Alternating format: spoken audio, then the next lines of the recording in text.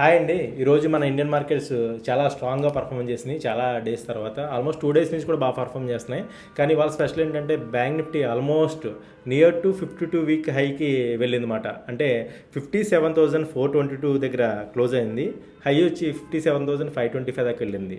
కానీ previous 52 week high ఎంతంటే 57,628. Just 100 points ఏవేలో ఆగింది. ఇప్పుడు ప్రజెంట్ 57,422 దగ్గర క్లోజ్ అయింది. ఇంకొక 250 పాయింట్స్ బ్రేక్ అయితే న్యూ 52 హై అవుతే మన బ్యాంక్ నిఫ్టీలో ఫామ్ అవుతుంది. ఇది ఇండియన్ ట్రేడర్స్కి దివాళీ గిఫ్ట్గా మనం భావించవచ్చు. మోస్ట్లీ చాలాసార్లు మనం దివాళీకి మన మార్కెట్స్ ఇప్పుడు హైలో ఉంటాయి. So due to Trump some tariff reasons వల్ల కొంచెం ల్యాగ్ అయినాయి. కానీ బ్యాంక్ నిఫ్టీ మాత్రం మంచిగా పర్ఫామ్ చేస్తుంది. అండ్ ఇంకో గుడ్ న్యూస్ ఏంటంటే నిఫ్టీ 25,600 దాకా వెళ్ళింది. జస్ట్ ఇంకొక 1000 పాయింట్స్ దూరంలో ఉన్నాం మనం 52 వీక్ హైకి. సో మార్కెట్స్ అనేది నిలబడ్డాయి.